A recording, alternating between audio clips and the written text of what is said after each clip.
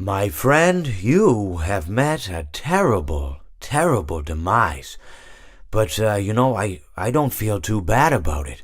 After all, if it weren't from me, it would have just been from someone else. I guess what I'm trying to say is life goes on. Well, for everyone else, life goes on, not for you. You're dead. But that's neither here nor there. It reminds me of one summer day in the park. I was having just a delightful picnic with my good friend Orville. And I said to him, Orville, I have a story. And he said to me, what's the significance of the story? And I said to him, Orville, not every story has to have significance. Sometimes a story is just a story. If you try to read into every little thing and find meaning in everything anyone says, you'll just drive yourself crazy. I had a friend do it once. Wasn't pretty. We talked about it for years. And not only that, but you'll likely end up believing something you shouldn't believe and thinking something you shouldn't think or assuming something you shouldn't assume. Sometimes, I said, a story is just a story. So just be quiet for 1 second of your life and eat your sandwich, okay? Of course, it was only then I realized I'd made sandwiches, and poor Orville was having such difficulty eating it. Elephants have those clumsy hands. Actually, I suppose that's the problem. They don't have hands at all, do they? They're all feet. And I couldn't imagine someone asking me to eat a sandwich with my feet.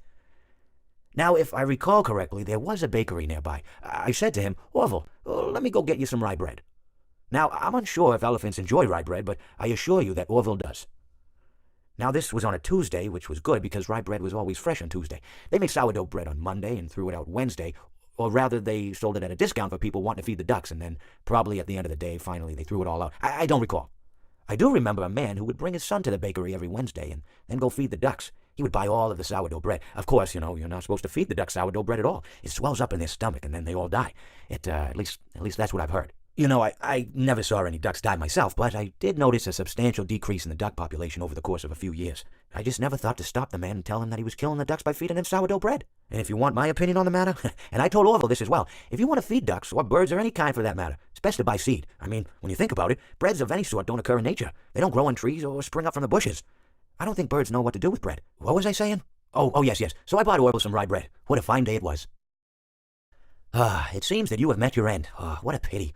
I don't feel too bad about it, though. After all, if it weren't me, it would have just been one of the others, I guess. I'm honestly just glad to be out of those air ducts. It's not easy for a hippopotamus to fit up there, and not easy to get down either. Not as young as I used to be, as you can see. I used to be able to do all the sorts of things. You're young, you're vibrant, you have that sort of pep in your step. It reminds me of a conversation I was having with one of my good friends, Orville. We were having a nice picnic one day. I believe it was summer. No, perhaps it was it the fall? Yes.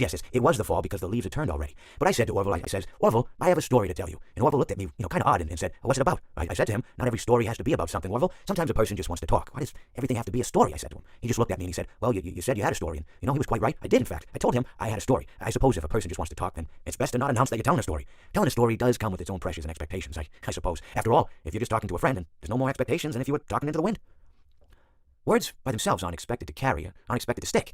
But if you announce you're telling a story, well then, there better be a point to it all, No one wants to sit and listen to someone ramble on and on and on with absolutely no end in sight. So, it's good to be mindful that when you tell someone that you're about to tell a story, that you have something to say. Telling someone that you're going to tell them a story is tantamount to asking them to stop what they're doing and pay attention. You're basically saying, hey, buddy, stop everything, stop what you're thinking, I have a solution to everything. And, well, I didn't really have any story to tell. In hindsight, I probably just misspoke when I said that I had a story. I think it would have just been better to tell Orville that I wanted to tell him something rather than tell him that I had a story. But, even then, it might have put too much importance on the whole thing. Either way, it was quite a nice day. I remember that we were drinking tea. Well, it seems that your journey has ended. Very sorry about that. It was always going to end this way, of course. If it weren't by me, it would have just been by some other, terrible thing. Just, you could not imagine how terrible it would be. Just, I get scared thinking about it. Glad it's not me. It reminds me of a time I was speaking to my good friend Orville. We were sitting on a park bench watching the pigeons. I was on the left, he was on the, wait, was I on the right or left? Anyways, it doesn't matter. We were sitting on there watching the pigeons. And I said to Orville, friend, those birds are frozen. And he kind of looked at me like I lost my mind. But I reminded him that it was winter, and often birds will sit in a tree until they freeze. And then they sort of fall to the ground until the sun warms up. And they can, move around again. So I said to Orville, you might as well save those breadcrumbs until the birds thaw, because they can't very well enjoy them in the condition they're in. To which he asked what I meant, and asking what condition the crumbs should be in before he threw them to the birds, assuming that I meant the birds couldn't enjoy the breadcrumbs in the condition that the crumbs were in, when in fact I had meant the birds could not enjoy them in the condition that the birds were in, considering that the birds were frozen. So he took a moment and then threw his last handful on the ground. I said to him, Orville, why did you throw the breadcrumbs to the birds when I just told you they're frozen? To which he responded, the breadcrumbs are not frozen. Again, misunderstanding my words. I didn't mean to say that the breadcrumbs were frozen when I said I told you they're frozen. I'd been referring to the birds. In hindsight, what I should have said was, and this would make perfect sense, why did you throw the breadcrumbs to the birds when the birds are frozen? He misunderstood upon my correction, stating that he didn't know what else to do with the breadcrumbs, and that perhaps, when the birds thawed, they'd still be able to eat the crumbs. So I said to Orville, this is what I said to him, I said, Orville, the birds may be dead. It seems that you have met a horrible demise, my friend. But, these things happen, and life goes on. Not for you, obviously, you're dead. But it reminds me of a time I was having a conversation with my friend Orville. We were by the the river. We were sitting by the river and watching the fish leap over the falls. And I said to Orville, sometimes I feel like a fish leaping over and over again, always trying to get somewhere. Though I don't know where, only to find myself in the jaws of a beast. He, of course, looked at me, surprised. Have you been in the jaws of a beast, friend? To which I said, no, of course not, Orville. I said, no. I simply meant that life can seem like a relentless endeavor, to overcome meaningless obstacles, only to meet an equally meaningless fate, regardless of your efforts, regardless of the obstacles you passed. And Orville, he stood and proceeded to drape me with a picnic cloth. To which I asked him, I said, friend, what are you doing?